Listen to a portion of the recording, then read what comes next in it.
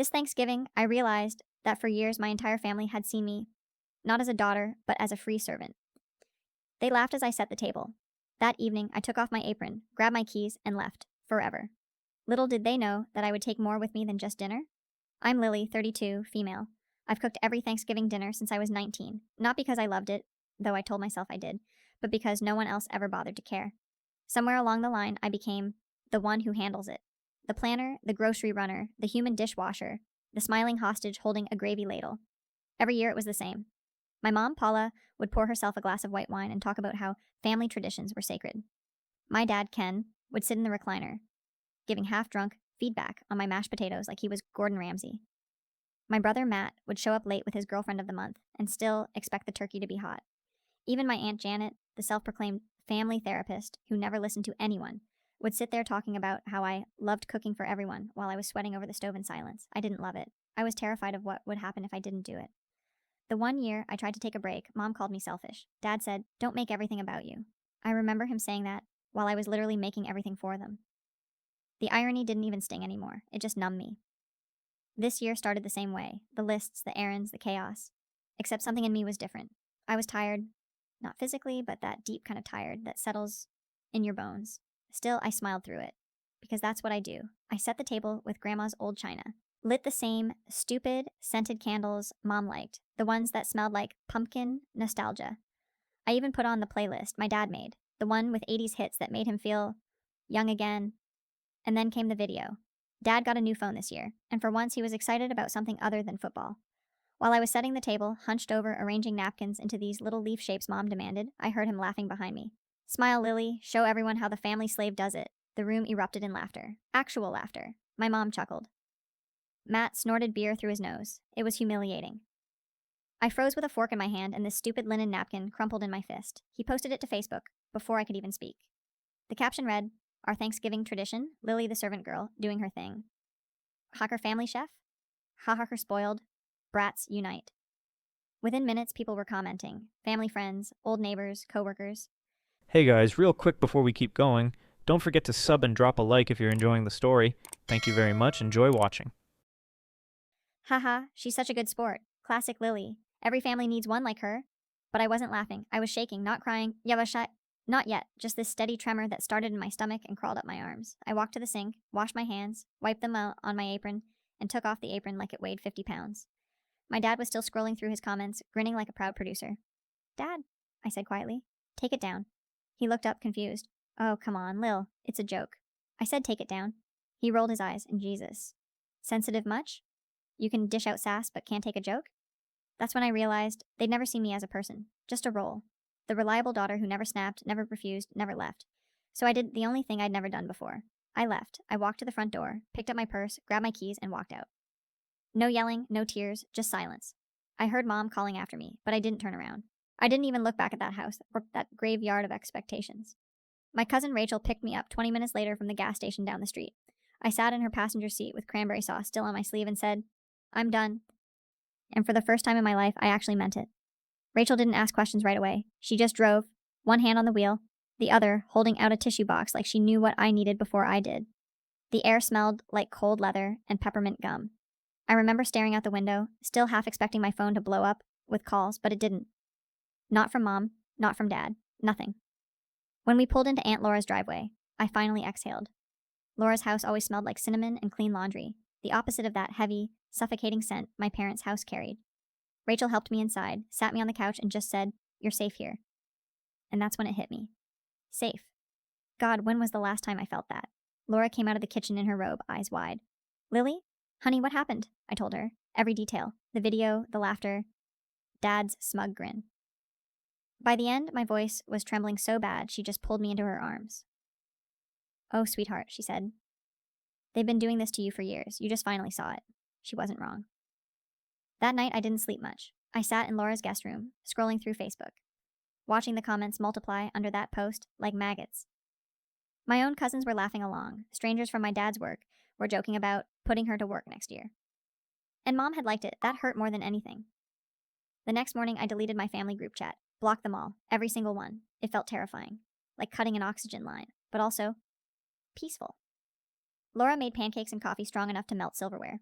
Rachel showed me the video one last time before it disappeared. Dad had finally deleted it, probably after realizing how bad it looked. But the internet never forgets. Someone had already screen recorded it. And the comments under that re-upload? Brutal. People were calling it dysfunctional, cruel, downright abusive. I didn't post it myself, but the universe had a funny way of holding up mirrors. By noon, I got a voicemail from Mom. Her voice all sugar and guilt. Lily, honey, we didn't mean to hurt your feelings. You know your father just jokes around. Everyone's asking where you are. Come home so we can talk. No apology, just damage control. I didn't respond. Instead, Laura took me to her spare room, the one she calls the quiet room. She helped me unpack what little I'd brought: my wallet, Boopy, a notebook, my phone charger. Everything else, I called the food, the decorations, my favorite mug, was still back there in that house. That night, over tea, Laura said something I'll never forget.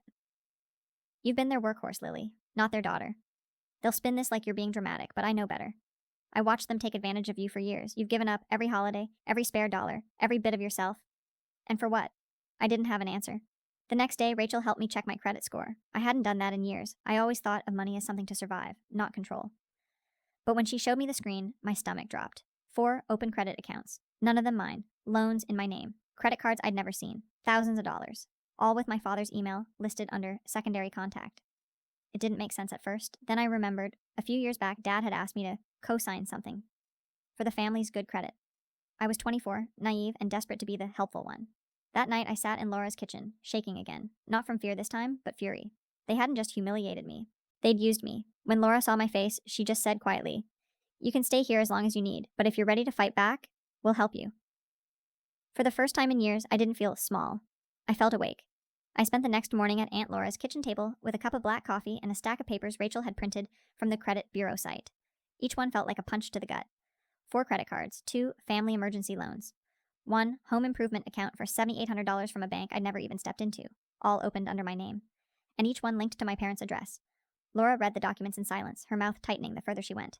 Rachel looked like she was ready to drive over there and burn the place down. "Lily," Laura finally said, "this is identity theft. There's no sugarcoating it." I nodded, staring at the numbers that didn't feel real. But how would they even... Then I remembered. A few years back when I was 27, Dad had convinced me to help build family credit. He said, "You've got the cleanest record out of all of us. We'll put 1 account in your name, just for utilities." He even handed me the pen and guided me where to sign. God. I could still hear him saying it. "We're a team, kiddo. Families help each other. No, families don't ruin your credit to buy new countertops and fishing gear. Families don't turn you into the maid, the bank, and the punchline in one lifetime." Rachel grabbed her phone. "We're calling a lawyer today." Laura nodded. "I know someone. Her name's Diane. She handled my divorce when your uncle thought he could hide assets. She's a shark in heels." That afternoon, we sat in Diane's office, this quiet glass-walled space that smelled like leather and lemon polish. She was calm but direct, flipping through the paperwork with that practiced, silent fury only lawyers can pull off. "Your father used your social security number without authorization," she said finally. "That's a felony. We can pursue this, file him, freeze the accounts, press charges, and recover damages." Hearing that word, felony, sent a shiver through me. I'd been trained my whole life to never embarrass the family, to keep the peace, to protect them, even from their own mess. But suddenly, the thought of protecting them felt like betrayal, not to them, but to myself. When Diane asked if I wanted to move forward, I didn't hesitate. Yes, I want to do it. That night, Laura made pasta, and for once, I ate without feeling like I had to rush back to clean up after someone else. She and Rachel talked about work, small things, normal life. I didn't say much, just listened. It felt strange, being treated like someone whose thoughts mattered. After dinner, I got the first call. Dad. I let it ring out. Then again, then Mom called. Voicemail after voicemail. The messages were dripping with manipulation. "Lily, what are you doing? You can't just walk out like that. We're family. Sweetheart, don't make a scene. You're overreacting. We'll pay you back eventually. You're embarrassing us, Lily. People are talking. People are talking." That one made me laugh out loud. The same people who laughed at me over Thanksgiving? They could talk all they wanted. I turned off my phone and sat outside on Laura's porch, wrapped in one of her old blankets. The stars were out, and the air smelled like pine and cold air, something clean. I could hear the faint hum of traffic, but it sounded distant, almost peaceful. For the first time in years, I wasn't running an errand. I wasn't cooking for anyone. I wasn't being useful. I was just me.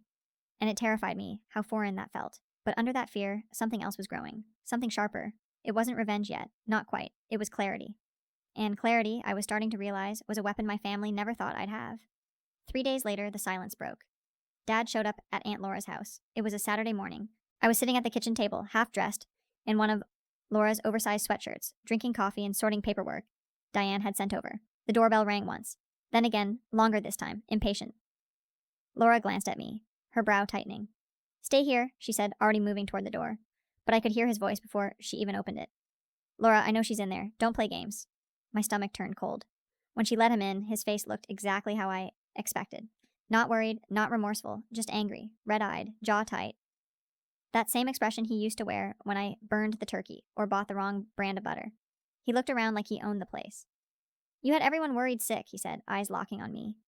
What the hell are you thinking, running off like some teenager? I didn't stand. I'm thinking, I said evenly, about how you opened 4 credit cards in my name and maxed them out. The way his face froze, that half second before the lies loaded, I'll never forget it. Lily, I don't know what you're talking about. Don't, I said quietly. Diane found the paperwork. He laughed, actually laughed. That same bitter, dismissive laugh he used when he wanted to make me feel stupid. Oh, come on, those were family accounts. I put you down as a co-owner years ago. You said it was fine. I said I'd help with the utilities, not your home renovations or whatever this is. He rubbed his forehead. Jesus Christ, Lily, you've always been so dramatic. You make one little mistake and suddenly you're a victim. You think you're perfect? That word, victim, hit like a slap. Laura stepped in then, calm but firm. Ken, you should leave. You're not welcome here until you speak to her with respect. He turned on her. You're loving this, aren't you? Always thought you were better than us? Rachel came out from the hallway, phone in hand. If you don't leave, I'll call the police. He looked at her, then at me, like he couldn't decide which of us he hated more. You think the world owes you something because you cooked a few dinners? You ungrateful brat, we carried you for years. That's when I snapped. You used me, I yelled, standing up so fast the chair scraped against the tile. You took my name, my credit, my time, my sanity, and you laughed at me for it. You filmed me like I was a damn clown. For a second, his mask slipped. That fake superiority cracked just enough for me to see the truth. He wasn't powerful. He was terrified, terrified that his control was gone. He muttered something under his breath and stormed out, slamming the door so hard the picture frames rattled. I stood there shaking, adrenaline burning through me like fire. Laura wrapped an arm around my shoulders, grounding me. That, she whispered, was the sound of someone losing power. That night, after things quieted down, I did something small but symbolic. Something I'd wanted to do for years. I logged into my old family cloud account, the one I'd always used to share holiday photos, grocery lists, reminders. Everything I'd ever done for them lived there. The shopping templates, recipes, decorations, even a budget spreadsheet Dad used to monitor expenses. I deleted every single file, all of it. Then I uploaded one photo, just one of me and Rachel standing on Laura's porch, holding coffee mugs and smiling. I titled it, Starting Fresh, and that was it. My family's digital leash on me was gone. The lists, the obligations, the reminders. It sounds stupid, but that one act felt like cutting a cord that had been strangling me for a decade. The next morning, I woke up to 27 missed calls, 12 from Mom, 9 from Dad, the rest from random relatives. Apparently, Dad had told everyone I'd gone crazy. He said I'd stolen documents and was threatening legal action over a misunderstanding. But I didn't care anymore. For once, I didn't feel like defending myself. I sent one text to the family group chat before deleting it completely. If you think I'm bluffing, ask my lawyer. Then I turned off my phone and let the silence sit. It was the first peaceful silence I'd ever known. Update. Hey everyone, it's Lily again. I honestly didn't expect so many people to care. When I first told this story online, mostly because I needed to scream into the void, I figured I'd get a handful of comments telling me to just move on. Instead, thousands of people said things I'd never heard from my own family. That I wasn't crazy, that I wasn't dramatic, that I deserved peace. It's been 5 days since Dad showed up at Aunt Laura's. Since then, it's been chaos. Digital, emotional, financial chaos. The morning after he stormed out, Mom called Laura's landline. She didn't even ask if I was okay, just launched into, Lily, your father is heartbroken. He didn't mean any of it. You've embarrassed him. You need to come home so we can fix this privately. Privately, as in quietly, as in no one can see what we did. I told her, there's nothing to fix, you stole from me. And she said, and I swear to God, this is verbatim, families share, honey. You'll understand when you have kids. That's when I hung up. But they didn't stop there. That night, my phone started buzzing nonstop. Aunts, uncles, even Matt, my brother, who hadn't texted me since last Christmas, all parroting the same thing. You're overreacting. Dad said you're unstable. No one's perfect. Then someone sent me a screenshot of a post Dad made on Facebook. Nothing hurts more than a child turning her back on the family that gave her everything. Pray for our daughter. She's lost her way. It had 64 likes and a dozen comments saying things like, stay strong, Ken, and kids these days have no gratitude. That post hurt. Not because I cared what strangers thought, but because it was exactly how he'd always done it. Rewrite the story before anyone else can. Paint himself as the victim and me as the emotional wreck. But this time, I had receipts. With Diane's help, I'd already filed an identity theft report. She also sent certified letters to every bank involved, demanding investigations into the fraudulent accounts. By the time Dad started his pity parade, the first fraud alert had already gone live on his credit report. When he finds out he's been blacklisted from opening anything new, that's when the real fireworks will start. Meanwhile, Rachel and I decided to drive past my parents' house to pick up some of my things. Laura stayed behind, just in case. The house looked smaller than I remembered, claustrophobic. The yard was still littered with half-dead pumpkins from Thanksgiving, and the porch light was on even though it was broad daylight. Dad's truck was gone, but Mom's car was in the driveway. I didn't go inside. Rachel did. She came back out 10 minutes later, holding a single box. This was all that wasn't thrown out, she said quietly. Inside the box were a few of my clothes, an old cookbook I'd written family recipes in, and one photo frame, empty. They'd taken the photo out. That small act, the pettiness, the cruelty, hit harder than any insult. When we got back to Laura's, I sat on the porch and just breathed. The air was crisp and clean, and for the first time, I didn't feel like I owed anyone an explanation. That night, I wrote a long post. Not angry, just honest. I didn't name names, but I told the truth. About the years of unpaid emotional labor, about the fake family values, about how manipulation hides behind words like tradition and gratitude. It blew up overnight. Strangers, actual strangers, were leaving comments like, "You're not crazy. You were raised to serve, not to live. You didn't leave your family. You escaped." Even a few relatives messaged privately, saying, "We always saw how they treated you. We're sorry we stayed quiet." It was the first time I realized I wasn't the only one he'd controlled through guilt. The next morning, Diane called with news. "The banks are cooperating," she said, "and one of them already traced the account logins, all from your father's home IP address. You've got proof." I felt my throat tighten. Proof. The one thing they'd never let me have. Laura poured me coffee, smiled that quiet smile of hers, and said, "Well, honey, what do you want to do with it?" I didn't even have to think. "I'm pressing charges," I said. For the first time in my life, I wasn't the one cleaning up the mess. I was making it count. The next few weeks were like watching a slow-motion implosion. Diane filed the official case paperwork, complete with the login timestamps, email trails, and every fraudulent account tied to my name. She told me the local district attorney was taking it seriously. I could hear the steel in her voice, that calm, lawyerly tone that says someone is about to regret thinking you were weak. I didn't tell my parents. I didn't have to. The world did it for me. Apparently, the banks had already started calling to confirm the fraud alerts. When one of them froze Dad's line of credit, he marched straight into the branch, screaming that his ungrateful daughter was trying to destroy him. The manager happened to be a friend of Aunt Laura's. She called later that night, voice low but gleeful. "Ken lost it," she said. "Told the teller it was all a misunderstanding, then tried to log into your account right there in front of them. They called security." I should have been scared. Instead, I laughed, a sharp, disbelieving sound that felt like breaking glass. For the first time, he wasn't untouchable. He was exposed. 2 days later, Mom sent me a text that made my blood run cold. "You've destroyed this family. Your father's blood pressure spiked. Hope you're happy." Classic emotional hostage taking. I didn't respond. Diane told me not to. Instead, I focused on building my new life. I found a small apartment 5 miles from Laura's. Nothing fancy, but it had big windows, a quiet street, and this weird, peaceful smell of new paint and possibility. Rachel helped me move what little I had. Laura slipped an envelope into my bag with a note. "For groceries. Don't argue." Inside were $200 and a grocery list written in her neat handwriting.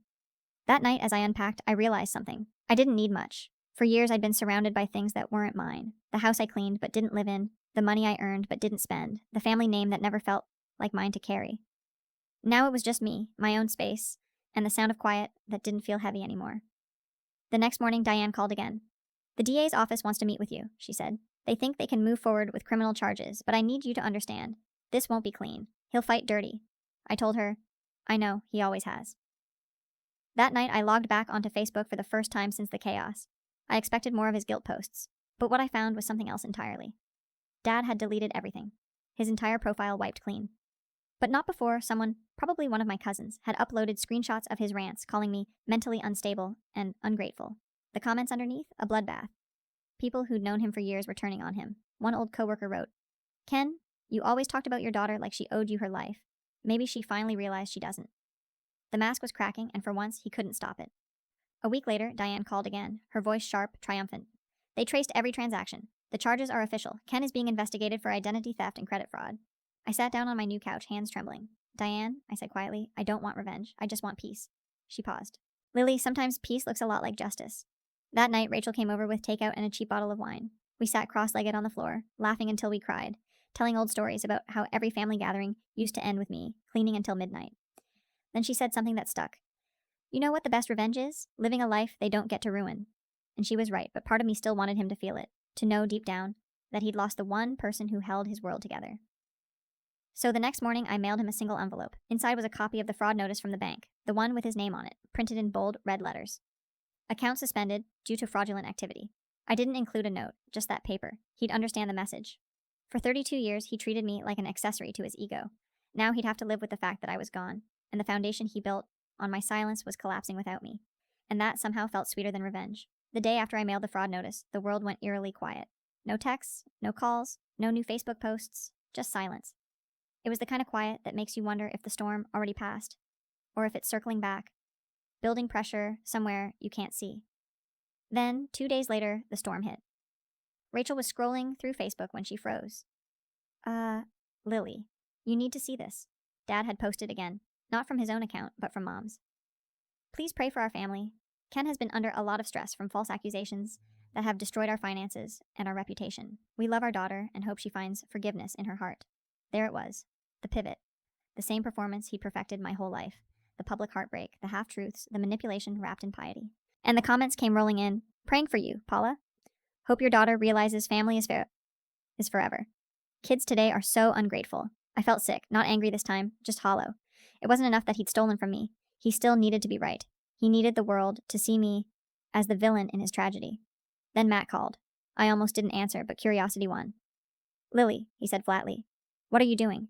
Mom's been crying nonstop. Dad's blood pressure's through the roof. You could have handled this privately. Privately? I laughed bitterly. You mean quietly, so he could keep doing it? He sighed. You're making this worse than it is. Dad didn't mean to screw you over. He opened 6 accounts in my name, Matt. He forged my signature. Okay, yeah, but he always took care of you. Took care of me? I snapped. I've been paying for his messes for years. Do you even know how much debt he put under my name? There was a pause, then that familiar condescending tone he inherited from Dad. You always loved playing the victim. Maybe if you were a little more grateful. I hung up mid-sentence. 10 minutes later, a text from him popped up. Hope it's worth tearing the family apart. I didn't reply.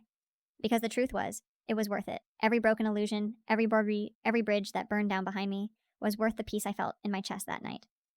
Laura came over with soup and her soft, no-nonsense voice. Let them scream into the void, she said. The louder they get, the guiltier they are. I nodded, even though my stomach was still tight with anger, but the universe apparently has a dark sense of humor. Because the next day, I got a call from Diane. Lily, she said, her tone cautious. The investigation's moving faster than expected. The DA's office subpoenaed your father's accounts. They found transfers, thousands of dollars, that went straight to your brother. I gripped the phone tighter. Matt? Yep, she said. Looks like he was in on it. Maybe not the paperwork, but he benefited from the stolen funds. They bought him a car 2 years ago, didn't they? My throat went dry. That silver truck Dad had bragged about, buying for Matt's promotion. I remembered the photo on Facebook. Proud of my boy, with a big red bow on the hood. That wasn't his truck, that was my credit. Diane's voice softened. We can include him in the claim if you want. It's your call. I didn't answer right away. My mind flashed back to all the times Matt had teased me about being too serious, about not knowing how to have fun. The golden boy who never lifted a finger, who always got away with everything, because I was the one cleaning up after him. Do it, I said finally. My voice didn't even shake. When I hung up, Laura was standing in the doorway. She didn't say, "Are you sure?" She didn't tell me to be the bigger person. She just nodded. That night I made dinner, pasta with garlic and butter, simple, quiet food that reminded me I could feed myself without it costing my soul. And then I wrote in my journal, they thought I'd never fight back. They forgot I learned patience from serving them. The next morning, the first ripple hit. Someone, probably a mutual friend of Mom's, leaked the truth online. Screenshots of the credit reports, Diane's fraud letters, even the DA's notice. Within hours, the same people who'd pitied my parents were turning on them. Comments flooded in. Wait, she was the victim? Ken stole from his own daughter? What the hell? Guess those prayers didn't cover the part about identity theft. And for the first time, I didn't feel humiliated. I felt vindicated. They wanted me to be quiet, to fade back into the role of obedient daughter. Instead, the truth had turned into its own kind of revenge. Poetic, public, irreversible. I didn't have to humiliate him. He did it himself. And watching that happen, watching their entire false image crumble, in real time, was more satisfying than any screaming match could have been.